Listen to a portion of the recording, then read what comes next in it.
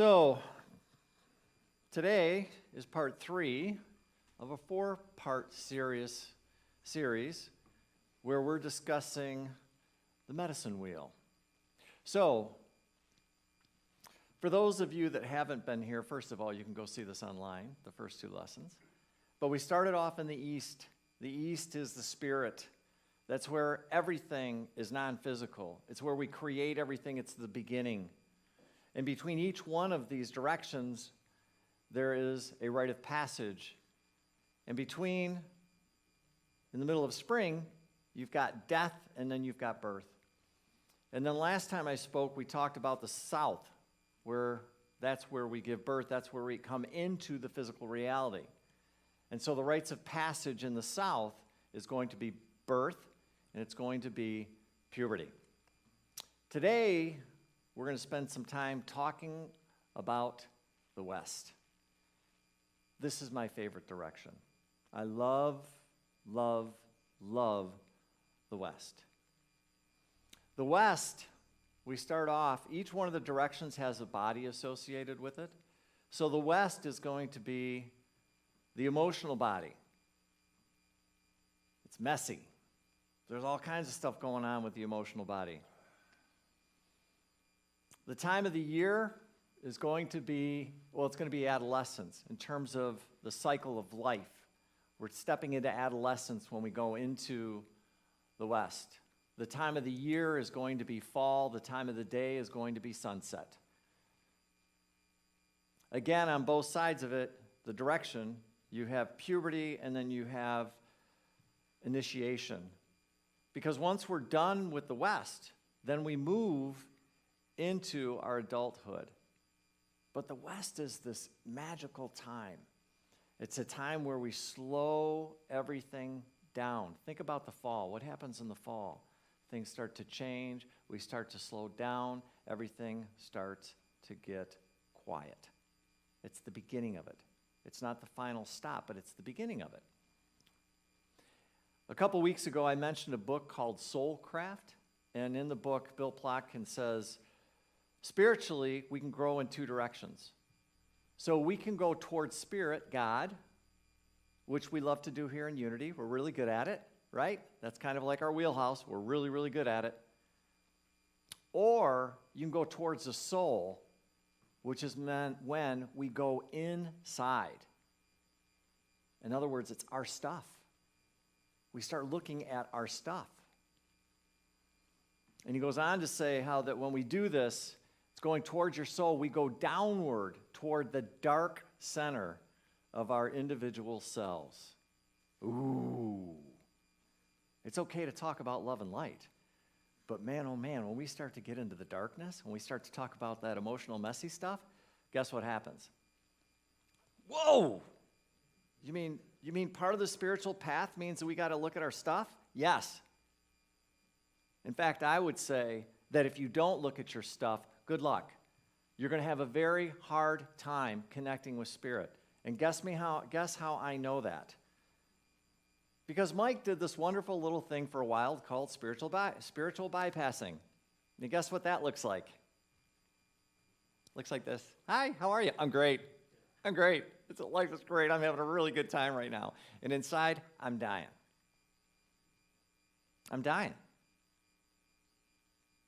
And yet I thought what I needed to do was to show up and be happy and smile and joyful, even though inside, emotionally, I was being ripped apart.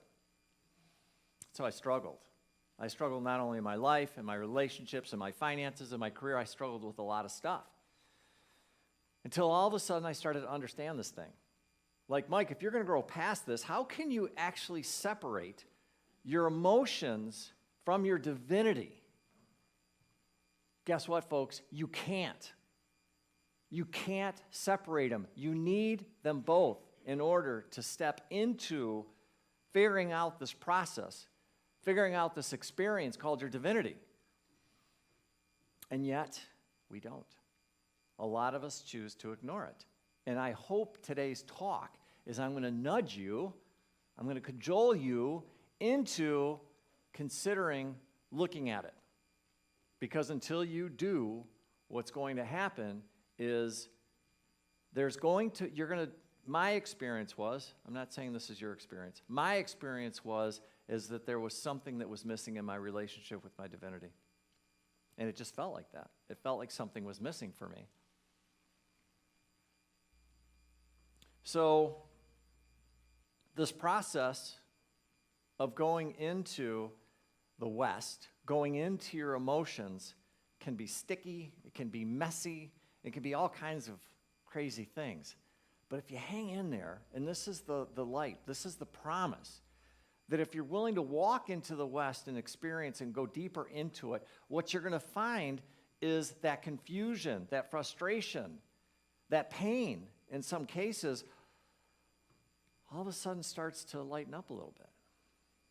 In other words, we go within and we start to explore all these limited beliefs, all this garbage that was put on us, not by us, but by who? Parents, society, teachers, religion. You get it? So when we do this work, what's happening is we're going into our emotions and we're discovering stuff that if we've never played with before, you're going to find a lot of beliefs that don't exactly align with what the divine thinks of you.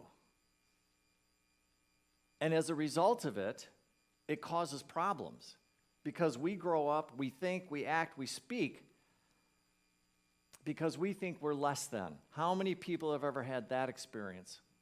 Yeah. I'm less than. I'm not worthy enough. I can't do this. Why should I? Bing, bing, bing, bing, bing. And you start filling in the blanks. So we start acting less than. Divinity never, ever, ever thinks you are less than.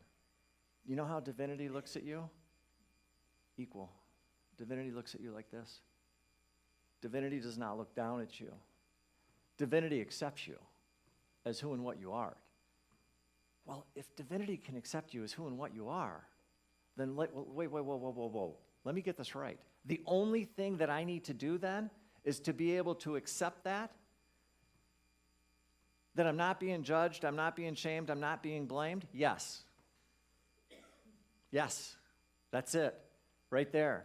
When you can stand in that, honestly, and realize that you're part of it and you're not separate from it, game changer. Game changer. It changes everything. So Plotkin in his book goes on to say that the fall is a transition. We go from the summer, where we're all full, and then guess what we start doing? We start emptying out. We start going in, we start doing our work, and we start figuring out, all right, what's all the crap inside of me, and how can I empty it out? In the West, it's the power to be altered, to be modified. And then ultimately, the other rite of passage is initiation, where we go from being the adolescent into our adulthood, into our maturity, into our power as a fully living, divine being. And that's what happens.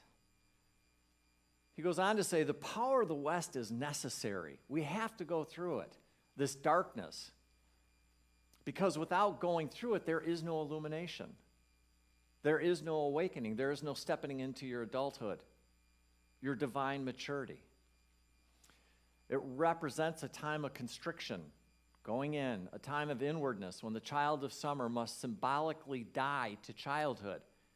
We're letting go of these old thoughts, these old ideas, these old beliefs that we're not good enough, we're not enough. There's no way that we can accept our divinity. There's no way. All of that garbage, it's like we're kicking it off to the curb and saying, bye-bye, I'm done.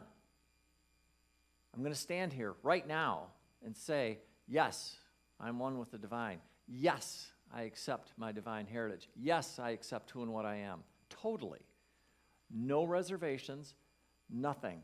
I just sit here peacefully, humbly, grateful in my divinity. Yes, yes, yes, and yes. And don't be shy about it. Don't hide it. Get out there and shine. That's what we do. That's it.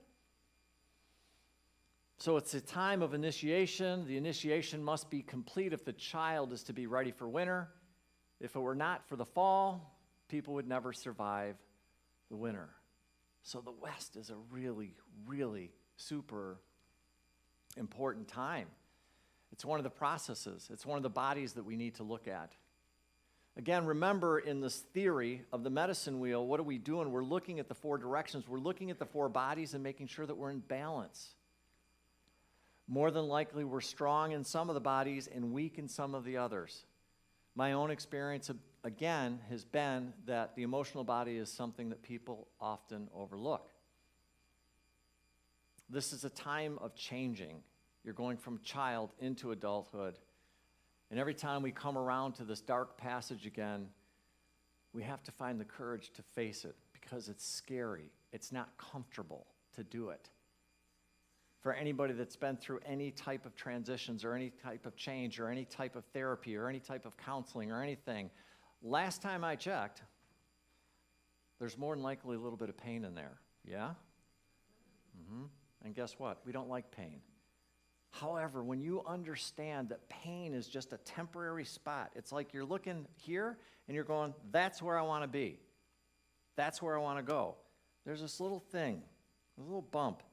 And all you got to do is go, oh, so all I got to do is go like that, and I can walk through it, and then I get to the other side? Yeah. I don't have to make a big deal about it? Nope. No, you don't. Do you need to be able to look at it? Do you need to be willing to go in and look at all that sloppy, messy stuff? Yeah. Yeah. You'll be okay. You'll be okay because of who and what you are.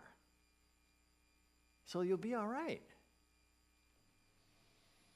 So it's this idea of going into the darkness, going into I like to call it dirty. It's like dirt. It's real earthy. You're plugging into Mother Earth. I mean, literally just rolling around on the ground. So in the wilderness, they have the rites of passage, the tools that they use when they go out there, often, especially in the indigenous traditions, when they send the children out to the woods to have this rite of passage. And they'll send them through hunger, isolation, seclusion, loneliness, boredom, and exposure to the different forces of nature. Has anybody ever heard of a soul quest? Anybody ever hear of a soul quest? Yeah.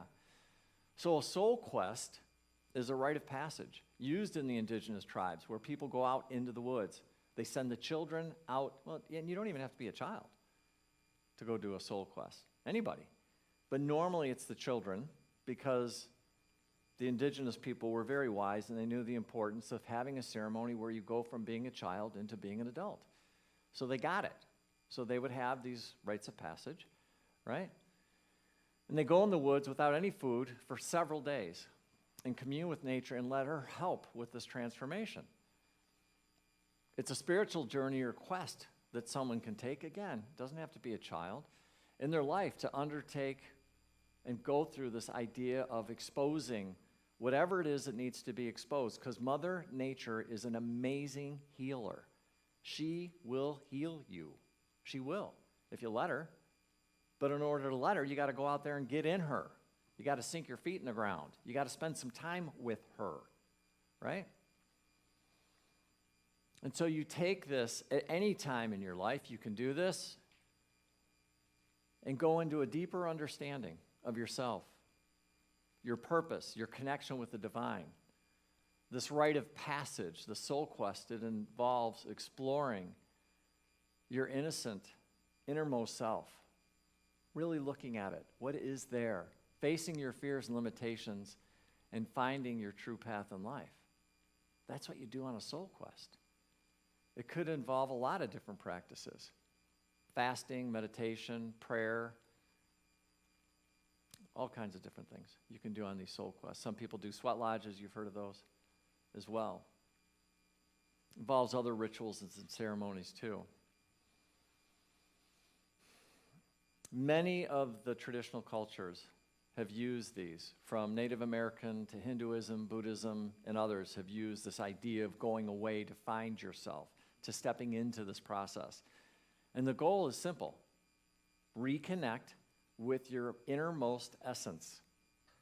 That's what we're doing.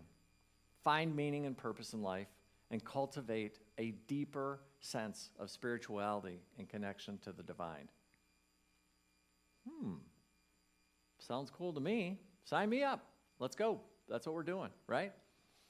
So this powerful experience can help individuals overcome challenges, find clarity, and direction in life, and achieve a greater sense of peace and fulfillment.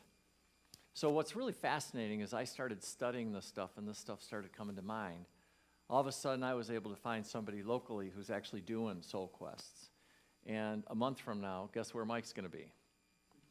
Out in the middle of the woods, fasting, meditating, praying, and really, ultimately, what I'm really hoping to do is to be able to connect with Mother Earth, because I can feel her talking to me. And she's saying, come, be with me. Let me heal you. Let me be with you. Let me remind you of the connection that you have with me and with the world. And so that's what I'm going to go do, is I'm going to go out there all by myself with a couple gallons of water, maybe a sleeping bag, maybe a little bit of wood to light a fire just in case, but me, Mother Earth, and Spirit. And that's what we're going to go do. I'm so excited. I think somewhere in there there's supposed to be fear, and I'm sure as I get closer, it's going to be there. But for right now, I can just tell you, honestly, in my soul, I'm just super, super excited about going and doing it. I'm just really looking forward to it. So that's what we look at doing. We look at going in, going within, exploring these different things, understanding that there's stuff in there that we're not going to look at, but you're going to be okay. If you trust yourself, and you trust Spirit, and you trust your soul, that's where this work can be done, right? Hard. It can be. But in my opinion, it can be, for some of us, the greatest opportunity to connect with Spirit and growth and expansion. It's looking at these things where we're uncomfortable, once and for all, to not run, to not hide. What I have observed in myself is when I start to ignore my emotions, or I don't process my emotions, or I don't even know what they're trying to tell me. I don't know about you, but one of the things when people first started talking about emotions, and I first realized this, I'm like, what emotions? Because where I grew up, there was so much pain that the one thing I had to learn how to do in that environment was to shut them off. That's the only thing I could do to survive. And it was a beautiful coping mechanism for me when I was a child because of the environment I grew up in. But there was one little problem with that. It didn't work so well when I became an adult, because the adult part of me kept wanting to shut off my emotions. And so when all of a sudden I started reading and talk about this stuff, it was like I didn't have access to those emotions. Anybody relate to that? I would imagine a lot of the men in here have that, because we're told not to feel. It's not okay. It's not okay to be vulnerable. It's not okay to do any of that stuff. We can't do that. I'm not saying women don't have the same problem, but I'm just saying men really have that issue, right? And so there's a part of you that's going like, well, wait a minute, to go to do that work, I got to tap into these things and emotions, and I'm sitting there going like, radio silent. I got nothing. What am I doing here? And now all of a sudden it's like, oh, I guess I got to do some work. I guess I got to be willing to go into the emotions, which for me was horrifying. Horrifying.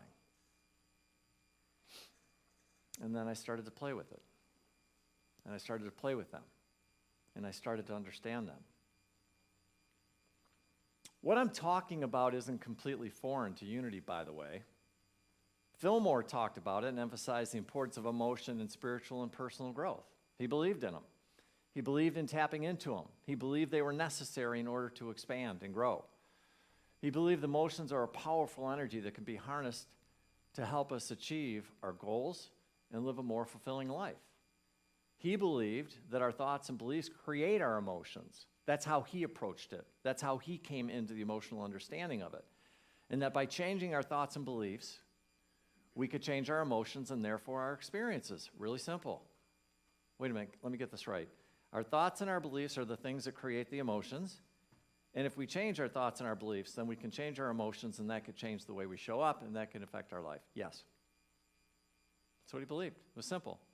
He taught that when we align our thoughts and beliefs with our highest good, we can create positive emotional states, which then, of course, attract more good in our lives. hold on, so let me get this right. The divine has thoughts and ideas about who and what we are.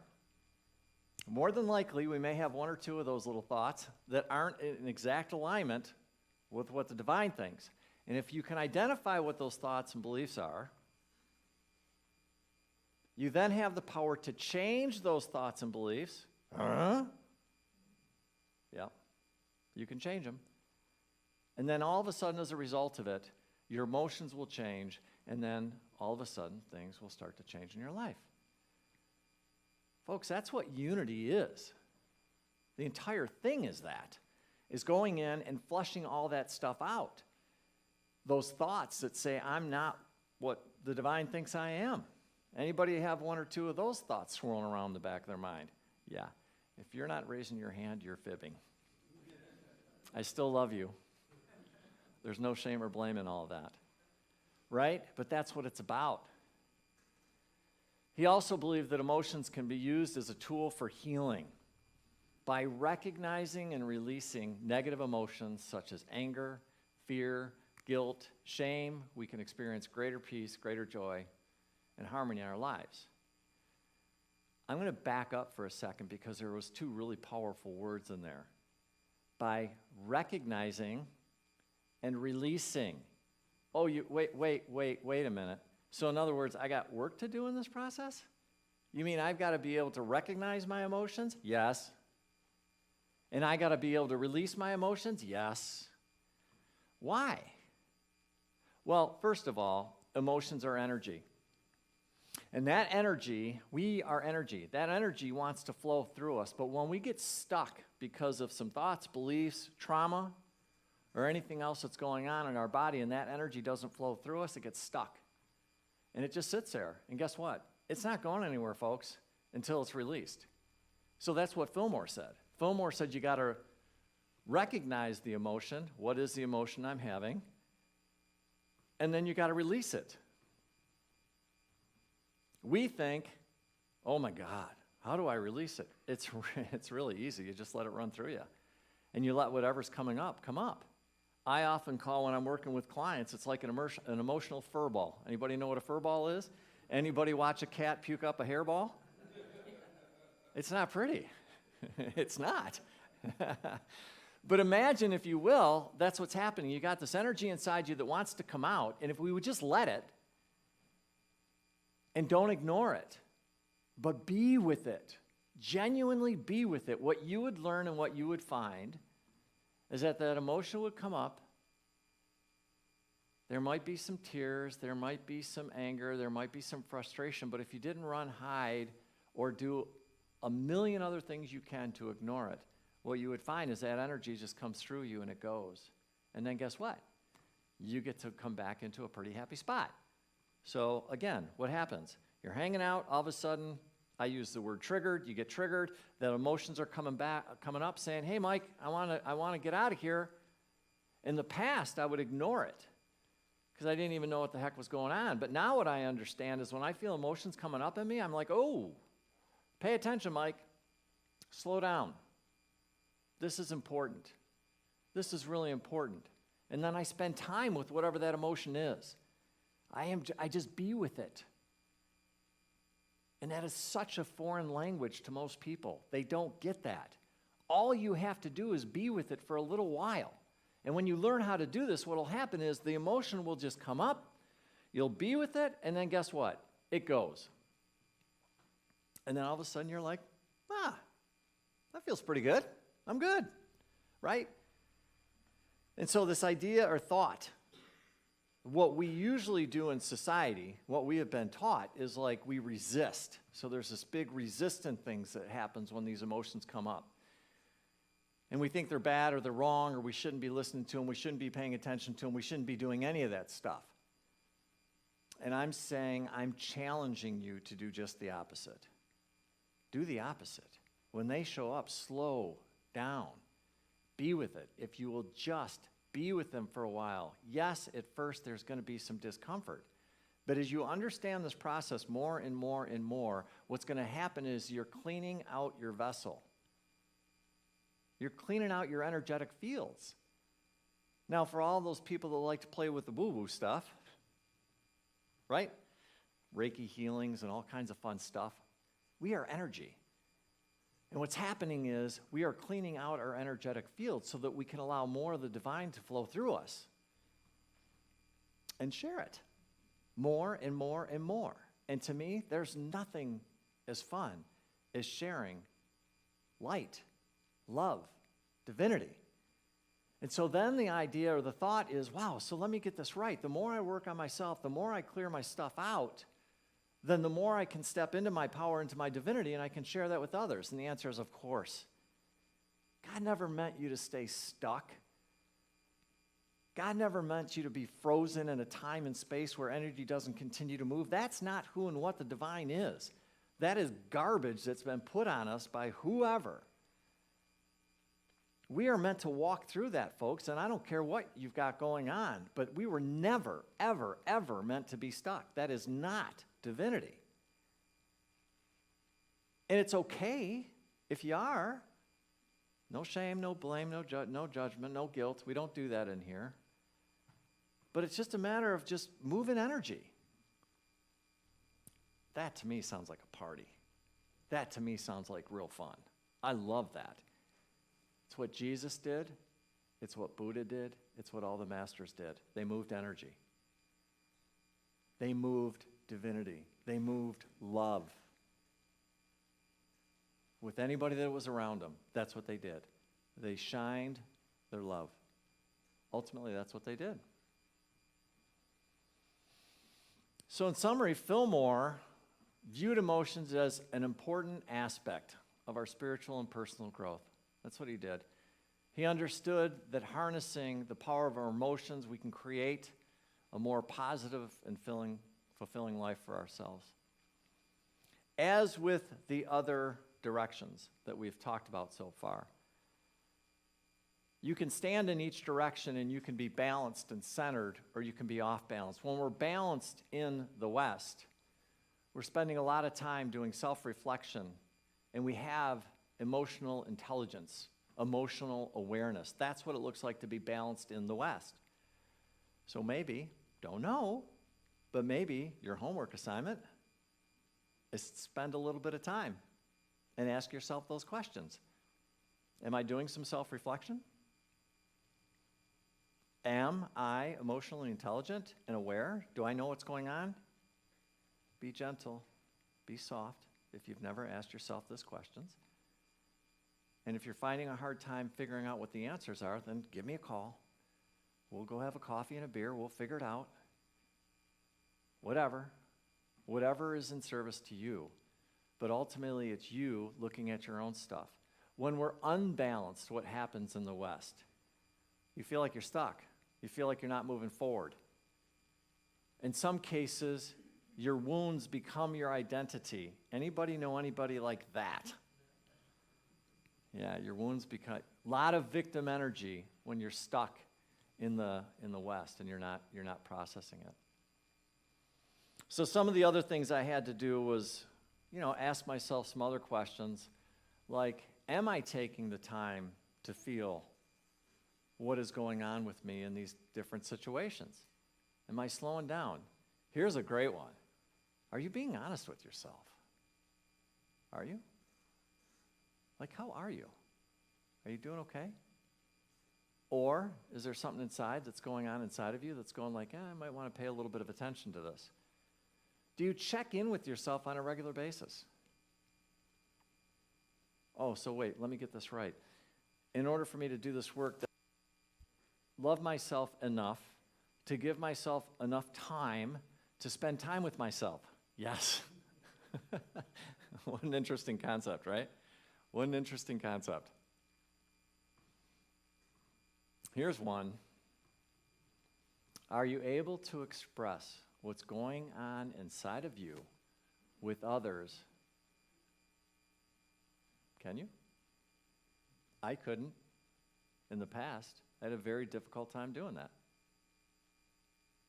It's important that you show up. It's important for you to be authentic.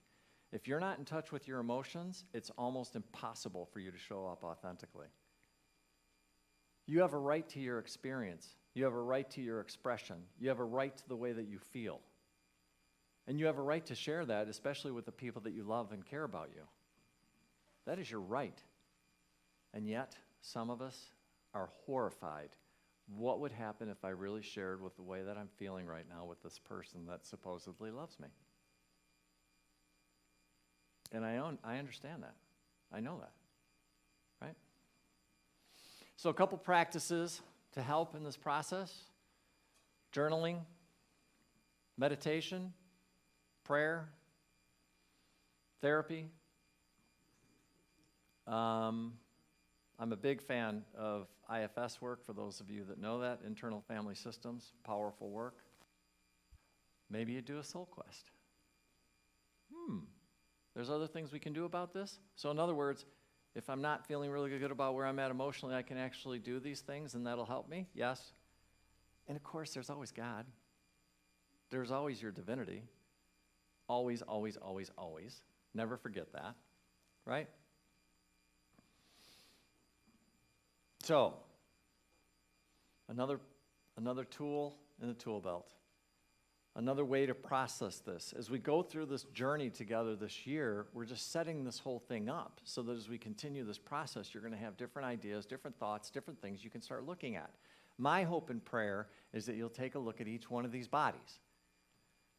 Whether it's your spirit, whether it's your physical body, whether it's your emotional body or your mental body. And you'll start really concentrating on, where should I be spending a little bit more time? And if you notice, in each one of these areas, I'm providing you with tools, specifically spiritual tools and other tools, because I don't think it's just spiritual tools that'll lead us to our healing. For some, yes. But for others, no, you need more tools. You do. Perfectly fine. Perfectly okay. Nothing wrong there. But ultimately, where are we going? We're going back home, folks. We're basically healing.